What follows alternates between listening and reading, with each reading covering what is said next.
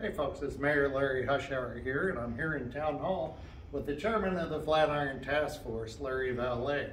And what we're going to be discussing today is some of the things that could be done with the Flatiron building that we've been discussing over the last several months as part of the task force.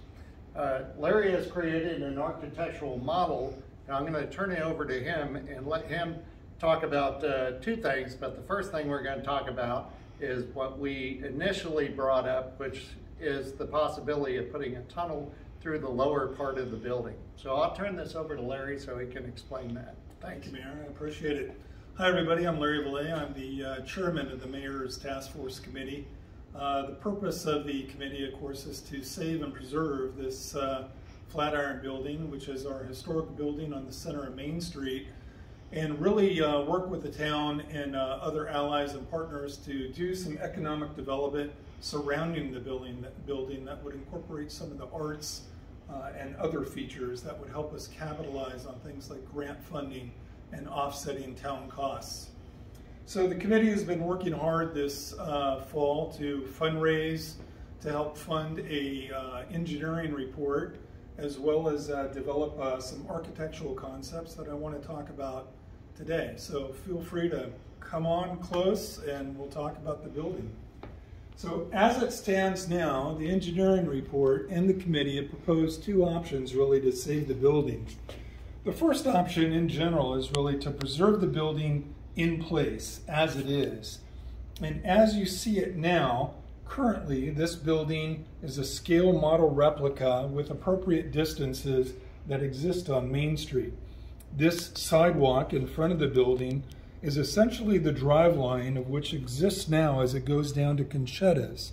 This area here is the footprint of Crying Johnny's, George's Girls, and Conchetta's right here in this gray area. All of this area that's terraced on the model is currently the asphalt parking lot, and the landscape and hillside currently butts up about 50% of the south-facing wall of the Flatiron building and runs at an angle back towards Conchetta's.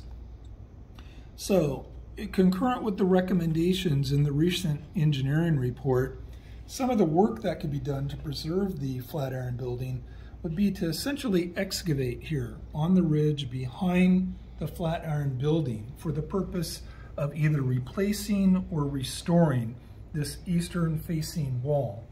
Done in conjunction with that, the town could accomplish a lot of needed utility work, such as burying lines, the two telephone poles and the telephone lines that exist here, as well as other things like water piping infrastructure and perhaps some gas lines to Main Street.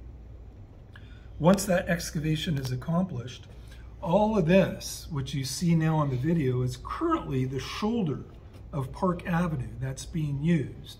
And parking exists here, going up to Chewy's garage that most people are familiar with. But once this is excavated back here, then economic development could begin in the form of this sort of terraced patio access with a walkway coming down, taking up the existing shoulder of Park Avenue that would actually extend the footprint of this northern patio out more towards Main Street. If you could imagine, currently the shoulder of Park Avenue essentially takes up this much space, and this is the current footprint most people see on the north side of the Flatiron today.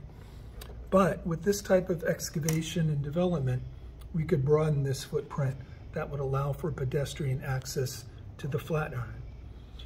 Now, coming back over here on this side, this existing area shows the 6% grade that Main Street flows south as it goes down the hill.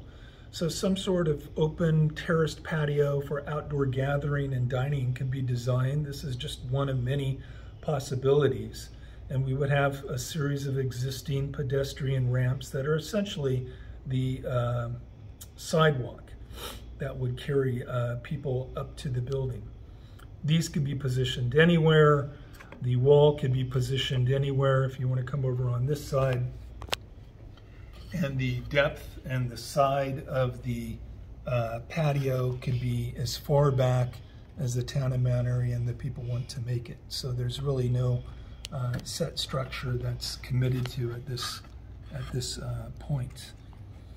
Now, a couple of options have been talked about. By keeping the building in place, we really have one existing option that we've talked about, which is the construction of a pedestrian throughway that actually goes through the bottom of the building. So pedestrians could get access on this side of the street up and directly through the bottom of the Flatiron building. If you don't know, the building itself is not that big. It's only 12 feet wide and about 50 feet long. And the interior of the building, much like a car wash, could be constructed so that it's weatherproof, easily accessible by people with ADA needs and pedestrians in general. And that is a possibility. That possibility has been addressed in the engineering report itself with some options. And we also have another engineer that's doing some pro bono work to give some consideration to that possibility. The other is that the building stay as it is. Perhaps a regular access door, a normal door, could be added to this, and the level could be used for commercial space or commercial access or business access, since this is a town-owned government building.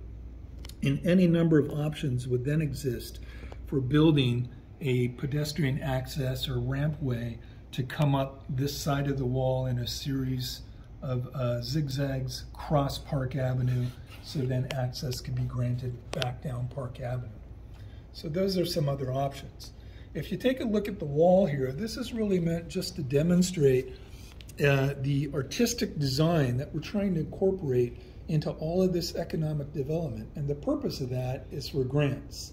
There's a variety of grants that exist that would otherwise not be available to the town that are primarily focused on things like the arts, the humanities, economic development, pedestrian access, safe pedestrian access, and safe streets and roads from Department of Transportation.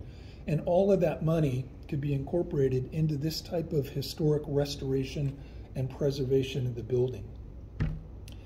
So the overview that you see is really just one concept of preserving the Flatiron building in place with or without a pedestrian throughway. But in the development of this, the town could also meet plenty of their needs for infrastructure revitalization. Now, cost estimates have come out proposed by the engineering port in line with probably the town's estimates at approximately $400,000 plus just for the basic repairs and excavation. That money, in conjunction with other grant funding, bond bill funding, fundraising efforts. For example, the task force committee has currently raised over $16,000 towards this project. That money could be used as seed money for future grants and further efforts over the next couple of years for this type of project. Now, that being said, there is another option to preserve the building, which is actually the physical removal of the building. And if you bear with me just a moment, I'll show you what that option might look like.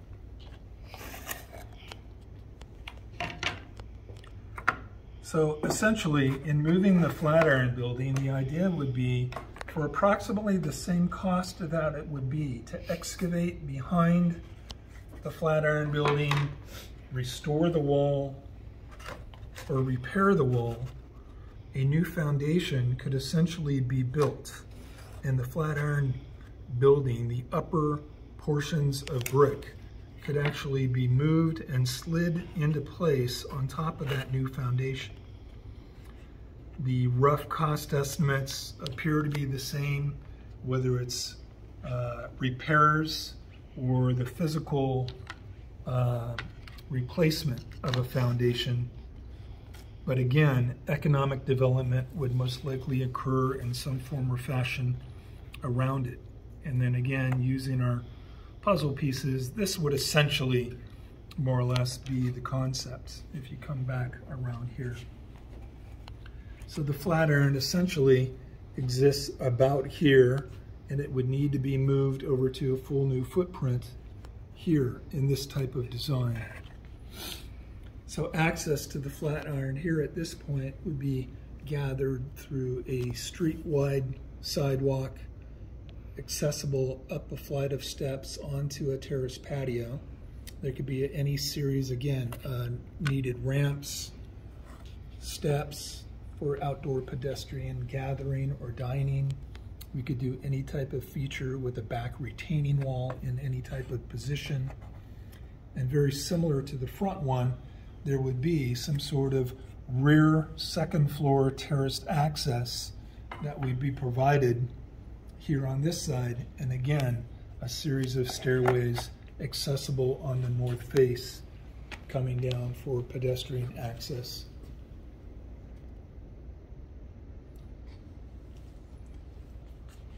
So, the committee over the last several months has done much work. All of the committee members have provided a great amount of subject matter expertise and commitment to this project. The engineering report is in. We have one more engineering report pro bono that was going to do some analysis on some of these projects that I just spoke about. But more or less, the committee's appeal to the town is really to start considering now in 2023 the green light to move forward with this economic development project and the preservation of this historic piece of Mount Airy. It could benefit the town in many ways. We have political allies and funding allies lined up. We have an action plan with a committed group of volunteers, and we have fundraising efforts and a vision, as you could see, to move forward. So with that, I appreciate everybody's time. And if you have any comments, please click on the link below, or otherwise provide your comments on social media. I appreciate your time.